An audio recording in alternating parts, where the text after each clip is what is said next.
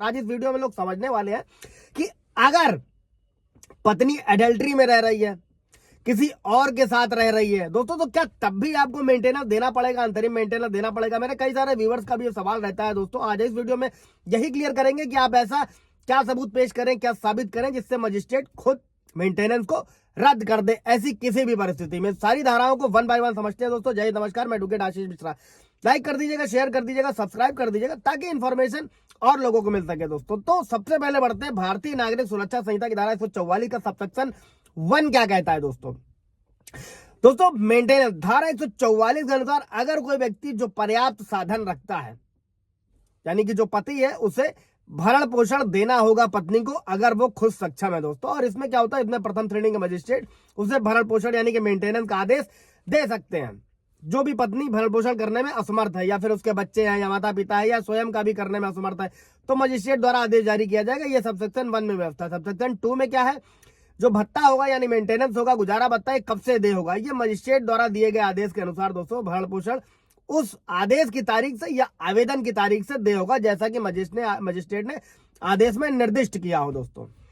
तो दोस्तों भारतीय नागरिक सुरक्षा संहिता के 2 सबसेक्शन हो गए 1, 2। तीसरा क्या कहता है दोस्तों, आदेश का पालन ना करने पर क्या होगा दोस्तों? अगर कोई व्यक्ति मजिस्ट्रेट द्वारा दिए गए मेंटेनेंस का पालन नहीं करता है तो मजिस्ट्रेट उस व्यक्ति के खिलाफ वारंट जारी कर सकता है। इस वारंट के माध्यम से उस व्यक्ति की संपत्ति जब्त करके बकाया राशि की वसूली की जा सकती है। और अगर बकाया राशि वारंट के माध्यम से वसूल नहीं होती है, ऐसे में मजिस्ट्रेट उस व्यक्ति को 1 महीने तक की कारावास की सजा भी दे सकता है, जब तक कि वो भुगतान ना करे। मतलब 1 महीने का मेंटेनेंस, 1 महीने की जेल। फॉर एग्जाम्पल, एक व्यक्ति राम जो पर्याप्त साधन रखता है, अपनी पत्नी का भरण पोषण नहीं करता है दोस्तों, तो क्या होगा, पत्नी ने पति के खिलाफ भरण पोषण का जो है मजिस्ट्रेट के पास आवेदन किया। मजिस्ट्रेट क्या करेगा, पति को आदेश देगा कि वो पत्नी को ये इतना फला अमाउंट है वो हर महीने दे दोस्तों। और अगर ऐसे में पति मेंटेनेंस नहीं देता है तो मजिस्ट्रेट उसकी संपत्ति भी जब्त कर सकता है, बकाया राशि की वसूली करी जा सकती है। अगर वसूली संभव नहीं होती है तो ऐसे में जेल भी हो सकती है। अभी सबसेक्शन 4 क्या कहता है, 4 और 5 दोस्तों, इस वीडियो का सबसे महत्वपूर्ण पॉइंट दोस्तों, कि अगर पत्नी अडल्ट्री में रह रही है, भाग के चली गई है, आ नहीं रही है, तो कानून में क्या लिखा है इसको समझिएगा।